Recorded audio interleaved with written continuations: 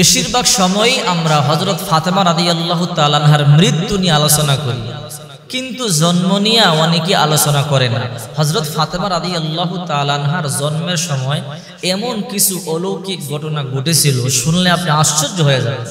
আল্লাহ পাক রব্বুল আলামিন আমাদের নবীজিকে 7 জন সন্তান দান করেছিলেন। এর মধ্যে 4 জন কন্যা সন্তান, 3 জন ছেলে সন্তান।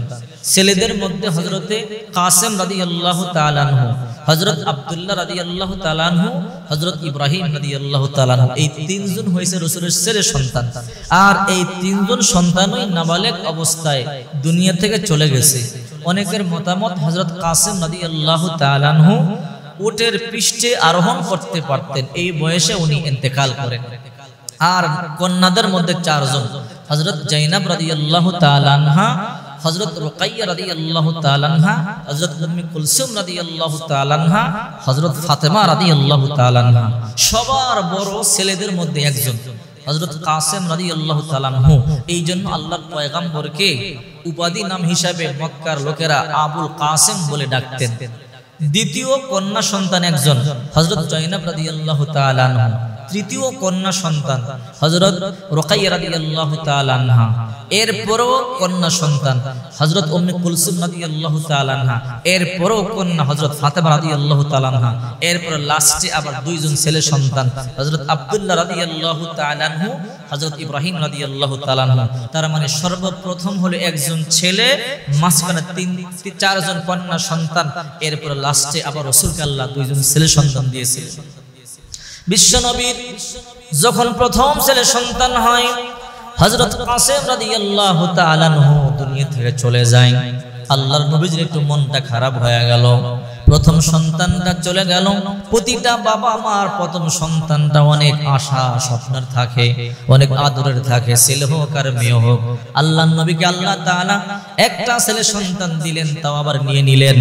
এরপরে আল্লাহ পাক রব্বুল আলামিন আবার সুসংবাদ দিলেন, সন্তান দিলেন। হযরত জাইনাব রাদিয়াল্লাহু তাআলা আনহা দুনিয়াতে আসলেন, নবীজি খুশি।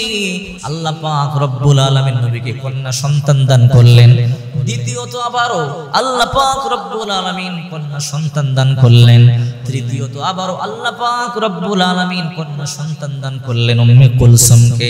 এরপরে আল্লাহ পাক রব্বুল আলামিন 3টা কন্যা সন্তান দেওয়ার পরে আল্লাহর নবীকে আল্লাহ পাক আবারও সন্তান দিবেন।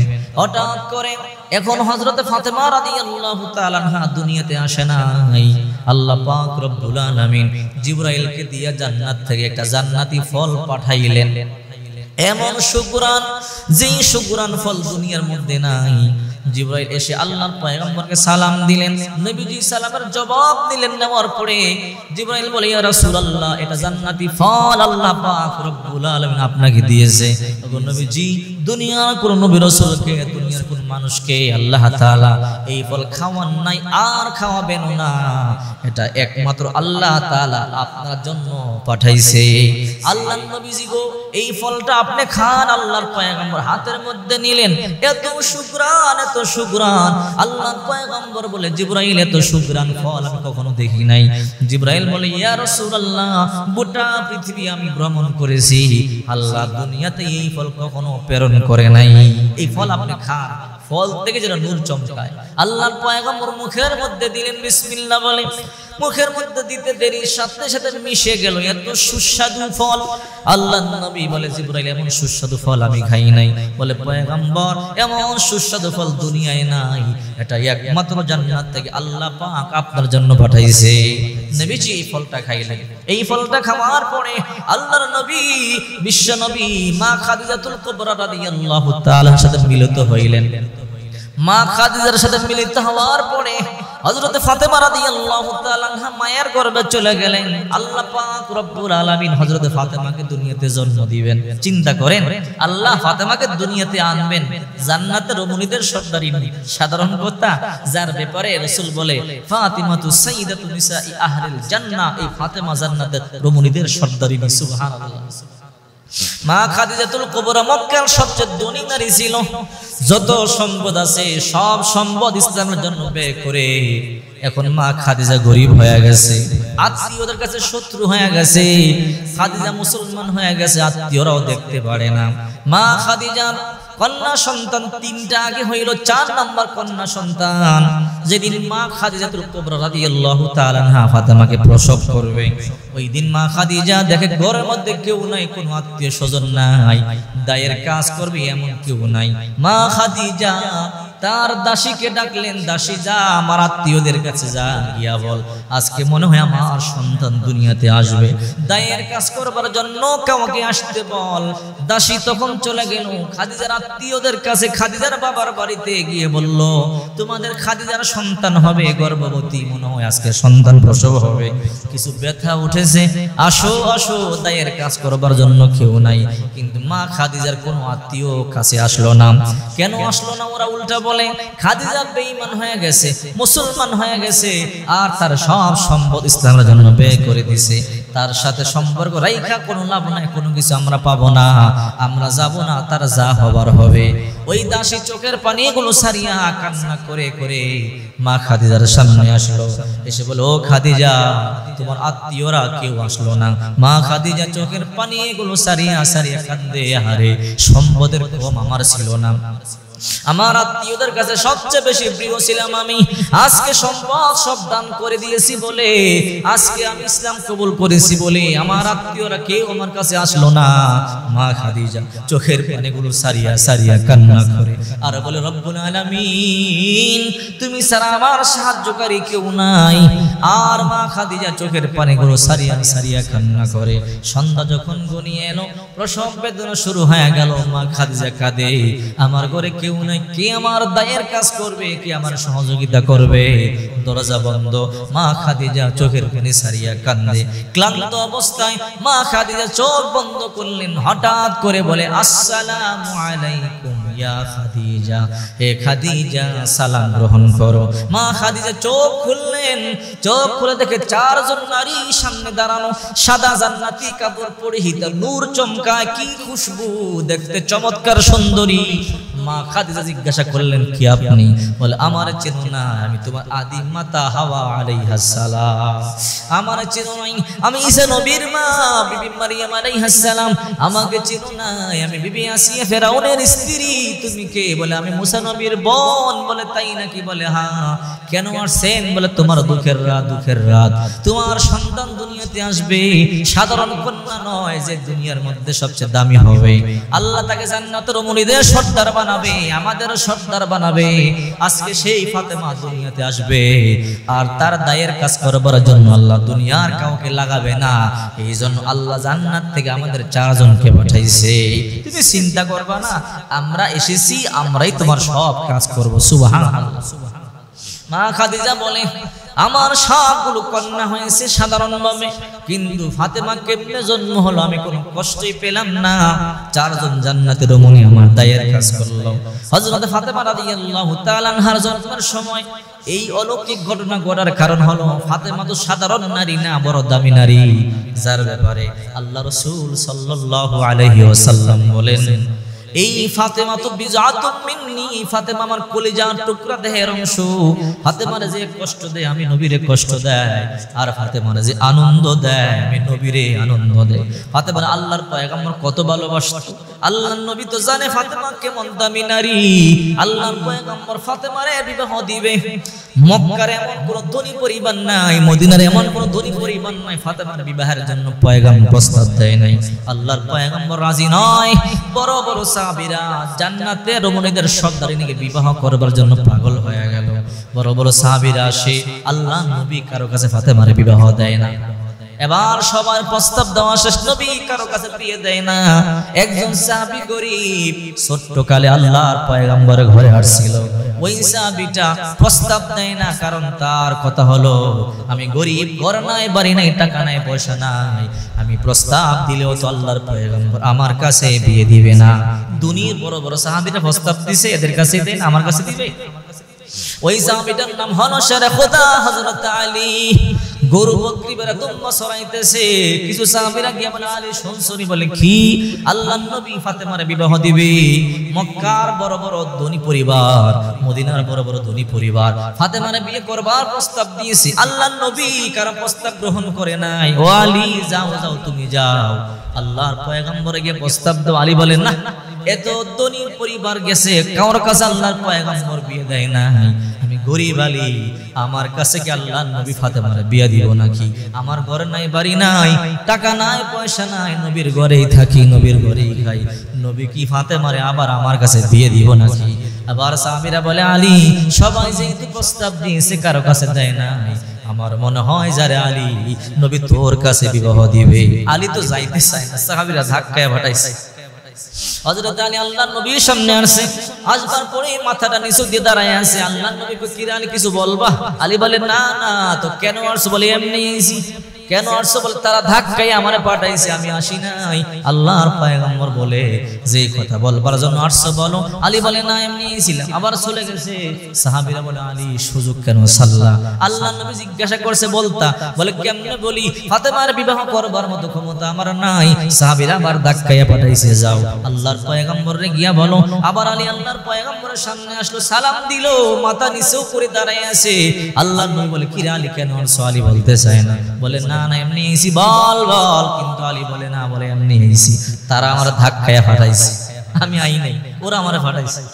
আবার আলী আবার চলে গেল। তৃতীয় মানে সাহাবীরা বলে, আলী, বিবাহ দিলে দিবে, না দিলে না দিবে, প্রস্তাবটা দিয়া দেখ। আলী এবার মনে মনে চিন্তা করে, যেহেতু প্রস্তাব দিব আর না দিলে সাহাবীরা বারে বারে আমারে পাঠাবে। আলী, হযরত আলী আল্লাহর পয়গম্বরের সামনে গেলেন তৃতীয়বার। আল্লাহর নবী বলে, আলী, বল, কেন আসছো? বলে, পয়গম্বর, শুনলাম আপনার কন্যা ফাতেমারে বিয়া দিবেন। বলে, হ্যাঁ। বলে, এটা শুনছি তো, এই জন্য আইছি। বলে, না হুজুর, আমার কাছে দিবেন না, এ কথা বলে না, সাহস তো নাই। আল্লাহর নবী কয়, আলী, আর কিছু বলবা? বলে, না, এটার জন্য আসছি। আলী, হ্যাঁ হ্যাঁ, ফাতেমারে বিয়ে দিব। নবী, শুনলাম সব সাহাবীদের মধ্য থেকে যারা ধনী সবাই প্রস্তাব দিছে, আপনি কারো কাছে দেন নাই। ওগো নবীজি, আমি গরিব, আমি আবার প্রস্তাব কেমনে দেই? বলে, আলী রে, আমি বুঝতে পারছি রে আলী, তুই আমার ফাতেমার বিয়ে করবার জন্য আইছো। ও আলী, শোন শোন, আর আমি তো তোর অপেক্ষায় ছিলাম, তুই কখন আসবি? আরে, আমি আমার মেয়েকে তোর হাতে দিব। আলী চোখের পানি সারিয়া দিল। নবী চোখের পানি সারিয়া দিয়ে আলীর বুকের মধ্যে জড়াইয়া আলী বলে, নবী, জান্নাতের রমণীদের সর্দারিনীরে আমি আমার ঘরে কেমনে নিব? আমার ঘরে তেমন বিছানা নাই, খাবার নাই। আল্লাহর পয়গম্বর বলে, আলী, তোর ঘরে যদি দুনিয়াবি সম্পদ নাও থাকে, আল্লাহর ভয়, আল্লাহর মুহাব্বত আছে, আল্লাহর ভালোবাসা তোর ঘরে আছে। নবী দৌড়াইয়া ঘরে গেছে। বলে, মা, এ মা, এত ধনী ধনী সাহাবীরা বিয়ের প্রস্তাব দিয়েছে, কারো কথা তোমার কাছে বলি নাই। আজকে এমন একজন সাহাবী বিয়ের প্রস্তাব দিয়েছে যে বাচ্চাদের মধ্যে সর্বপ্রথম আমার হাতে মুসলমান হয়েছে, শেরে খোদা আলী আসাদুল্লাহিল গালি। ওই সাহাবীটা আমার কাছে বড় পছন্দ, বিয়েতে রাজি কিনা বলো? হযরত ফাতেমা সাকাতাত চোখ। দ্বিতীয়বার আল্লাহর পয়গম্বর আবার গিয়ে বলে, হে মা ফাতেমা, বল, বিয়েতে রাজি কিনা বল? সাকাতাত ফাতেমা চুপ। তৃতীয়বার সাকাতাত সাকিতা, কোনো কথা বলে না ফাতেমা। আল্লাহ রাসূল বলেন, আসসুকুতু নিসফুর রিদা, চুপ থাকা সম্মতির অর্ধেক। আল্লাহ রাসূল বুঝে গেলেন, অর্থাৎ ফাতেমা আলীর সাথে বিবাহ বন্ধনে রাজি। সুবহানাল্লাহ। বিবাহ হয়ে গেল। আল্লাহর নবী রাহমাতুল লিল আলামিন আলীর হাতে তুইলা দিয়ে বলে, আলী, ফাতেমারে আমি বড় ভালোবাসি রে আলী। ফাতিমা তু বিজাতুম মিন্নি, ফাতেমা আমার দেহের অংশ রে আলী, ফাতেমারে কষ্ট দিবি না। খাদ্যের কষ্ট হোক কোনো আপত্তি নেই, বস্ত্রের কষ্ট হোক কোনো আপত্তি নাই, কিন্তু কখনো জবান দিয়া কষ্ট দিবি না। আলী বলে, নবী কি বলেন? ফাতেমা তো আমার জীবন থেকে বেশি প্রিয়, জান্নাতের রমণীদের সর্দারিনী পাওয়ার ভাগ্য আসলে যোগ্যতা আমার নাই। আপনি দয়া করে ফাতেমার মতো একটা মেয়ের স্বামী আমারে বানাইছেন। ওগো নবী, ফাতেমার আমি কেমনে কষ্ট দিব? আল্লাহর হাবিব চলে গেলেন, হাতের মধ্যে তুলে দিলেন। হযরত ফাতেমা আলীর সাথে সংসার করে, কখনো 3 দিন পর্যন্ত না খাওয়া, কখনো 7 দিন পর্যন্ত না খাওয়া, কিন্তু ফাতেমা কখনো কারো কাছে বিচার দেয় না, কখনো কারো কাছে বিচার দেয় না। আর আমাদের বর্তমান স্ত্রীরা একদিন বাজার না হইলে কত উল্টাপাল্টা করে। আর ফাতেমা রাদিয়াল্লাহু তাআলা 3 দিন পর্যন্ত 7 দিন পর্যন্ত না খাইয়াছিলেন, স্বামীর উপরে কখনো অসন্তুষ্ট হয় নাই, বরং উল্টা স্বামীকে সান্ত্বনা দিতেন, স্বামী যেন কষ্ট না পায়। ফাতেমার ইন্তেকালের সময় হয়ে গেল। বিছানার মধ্যে শুয়ে শুয়ে ফাতেমা চোখের পানিগুলো সারিয়া সারিয়া কান্দে। হযরত আলী হাতটা ধরে বলে, ফাতেমা, তুমি এমনি কান্না করবা না, তুমি এমনি কান্না করলে আমি আলী সহ্য করতে পারি না। ফাতেমা তখন বলে, ও আলী, আমার জিন্দেগির শেষ সময় চলে আসছে, আমি চলে যাব, আমি কয়েকটা কথা বলবো, রাখবেন কিনা বলেন? বলো গো ফাতেমা, বলো। এক নাম্বার কথা, সেই ছোট্টকালে আমি আপনার সংসারে আইছি, যদি কোনো ভুল ভ্রান্তি করে থাকি আপনি আমারে মাফ করে দেন। ও স্বামী, আপনি যদি আমারে মাফ না করেন, জাহান্নাম ছাড়া আমার কোনো উপায় নাই, আপনি আমারে মাফ করে দেন। কারণ আমি নবীজির জবান থেকে শুনছি, কোন স্ত্রী মারা যাওয়ার পরে স্বামী সন্তুষ্ট থাকলে আল্লাহ সন্তুষ্ট হয়ে যায়, আর কোন স্ত্রী ইন্তেকালের পরে স্বামী অসন্তুষ্ট হইলে আল্লাহ অসন্তুষ্ট হয়ে যায়। ওই স্বামী আমার, আপনি আমারে মাফ করে দেন। আল্লাহর নবীর কলিজার টুকরা কন্যা এমনি কাঁদে। আলী বলে, ফাতেমা, তুমি জীবনে কোনোদিন আমার সাথে বেয়াদবি করো নাই, তুমি তো কোনো অন্যায় করো নাই, কি মাফ করবো? ফাতেমা কই, না, তারপর আপনি মাফ করেন। আলী বলে, যেহেতু বারবার বলছো, যাও মাফ করে দিলাম। ফাতেমা এবার বলো, আলী, আমার ইন্তেকাল সময় হয়ে গেছে, দুনিয়াতে এমন চাওয়া পাওয়া আপনার কাছে নাই, আমার দুইটা চাওয়া আপনি রাখবেন কিনা বলেন? আলী বলে, ফাতেমা বলো, অবশ্যই রাখবো। বলে, এক নাম্বার চাওয়া, আমি যখন মরিয়া যাব, আমার লাশটা আপনি গোপনে দাফন করিয়া দিবেন, খোলা ময়দানে নিয়ে যাবেন না সবার সামনে। আলী বলে, ফাতেমা, কেন? তোমার লাশ যদি জানাজা দেওয়ার জন্য মাঠে নিয়ে যাই, নবীজির কলিজার টুকরা কন্যা তুমি, জান্নাত রমণীদের সর্দারিনী সবাই আসবে, হাজার হাজার মানুষ হবে, এই মদিনার মধ্যে সবচেয়ে বড় জানাজা তোমার হবে। ফাতেমা কই, না গো আলী, না, আমার জানাজা বড় হোক এটা আমি চাই না। ও আলী, সারা জনম্বর পর্দা করেছি, বেগানা পুরুষ আমাকে দেখে না, যদি আমার লাশটা দেখে কেউ বলবে ফাতেমা এতটুকু মোটা ছিল, এতটুকু লম্বা ছিল, এতটুকু চওড়া ছিল। না না, ও গো আলী, আমার লাশটা গোপনে দাফন করবেন, প্রকাশ্যে ময়দানে নিয়ে লোক দেখানোর দরকার নাই। আলী বলল, যাও, তোমার কথা আমি মেনে নিলাম। দুই নাম্বার, তোমার আশা বলো গো আলী, আপনি যুবক মানুষ, আপনার বিবাহের প্রয়োজন আছে। ওগো আলী, আমি জানি আপনার বিবাহের প্রয়োজন আছে, আপনি বিবাহ করবেন, আপনার খেদমতের প্রয়োজন। ওগো আলী, আপনি ভালো করে জানেন আমি আমার হাসান হোসাইনকে আমার জীবন থেকে বেশি ভালোবাসি, দুইটা সন্তানকে বুকের মধ্যে নিয়ে ঘুমাই, ছোট্ট শিশু তারা।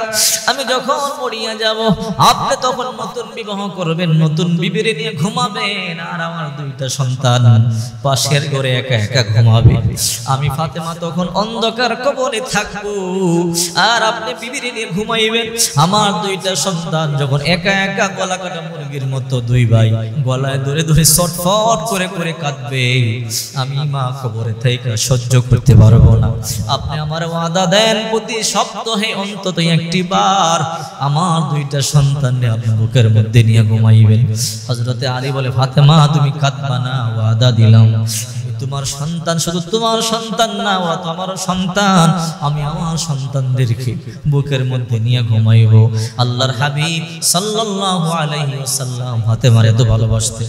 নবীজি বলে, হে ফাতেমা, তুমি আমার মা, তুমি আমার মেয়ে না। নবীজি ফাতেমার মা বলে ডাকতো, কারণ ফাতেমা রাসূলকে এতটাই ভালোবাসতো। ফাতেমাও তো ছোট্টকালে মা হারাইছে। মা খাদিজা ফাতেমা ছোট থাকতেই তো ইন্তেকাল করেছে। যখন মা খাদিজা ইন্তেকাল করে তখন কাঁদতেছিল। ছোট্ট মেয়ে ফাতেমা মায়ের শিওরে বসে বলে, মা কেন কাঁদো? বলে, আমি তো চলে যাইতেছি, মক্কার কাফেররা তোর বাবারে অনেক কষ্ট দেয়, আমি বাধা দিতাম, কিন্তু আমি চলে যাইতেছি, এখন কে বাধা দিবে? ছোট্ট মেয়ে ফাতেমা বলে, মা আপনি কাঁদবেন না, আমি ওয়াদা দিলাম আমি বেঁচে থাকতে আমি আমার বাবাকে কেউ কষ্ট দিতে দিব না, আমার জীবন থাকতে আমার বাবার গায়ে ফুলের টোকা দিতে আমি দিব। তখন মা খাদিজা বলে, এখন আমি একটু শান্তি পাইতেছি। তো এই জন্য দেখেন, ফাতেমা রাদিয়াল্লাহু তাআলা সাধারণ নারী নয়, তার জন্মের সময় যে অলৌকিক ঘটনাগুলো ঘটেছিল অনেকেই আলোচনা করে না, অথচ ফাতেমা রাদিয়াল্লাহু তাআলা এমন একজন নারী ছিল যার জন্মের সময় আল্লাহ পাক রব্বুল আলামিন দায়ের কাজ করবার জন্য জান্নাত থেকে মা হাওয়া, বিবি মারিয়াম, বিবি আসিয়াদেরকে পাঠাইছে। এই ফাতেমা যেমন দামি ছিল, মা দামি হইলে, বলতেছিলাম মা দামি হইলে সন্তান দামি হয়, মা দামি, আল্লাহ তাআলা ফাতেমা জান্নাতের রমণীদের সর্দারিনী, তার ঘরেই আল্লাহ জান্নাতের যুবকদের সর্দার দুইজন ইমাম হাসান হুসাইনকে পাঠাইছে। এই জন্য আমি বলি, হে মা বোনেরা, যদি আপনারা পর্দায় থাকতে পারেন, যদি আপনারা আল্লাহর হুকুম ঠিকমতো মানতে পারেন, সতীত্বের হেফাজত করতে পারেন, দামি দামি সন্তান আল্লাহ আপনার গর্বে দিবে। আব্দুল কাদের জিলানীর মার ইতিহাস দেখেন, বাইজিদ বুস্তামি রাহমাতুল্লাহ মার ইতিহাস দেখেন, মা দামি ছিল, এই জন্য সন্তান দামি। এই জন্য আসুন মা বোনেরা, আপনারা পর্দা করেন, স্বামীর কথা মানেন, ইসলামের মধ্যে চলেন, তাহলে দেখবেন আল্লাহ পাক রব্বুল আলামিন আপনাদের ঘরেও আব্দুল কাদের জিলানীর মতো, খাজা মাইনুদ্দিন চিশতির মতো, বাইজিদ বুস্তামির মতো বড় বড় আল্লাহর ওলি দিবে। আপনারা ওলিদের মা হয়ে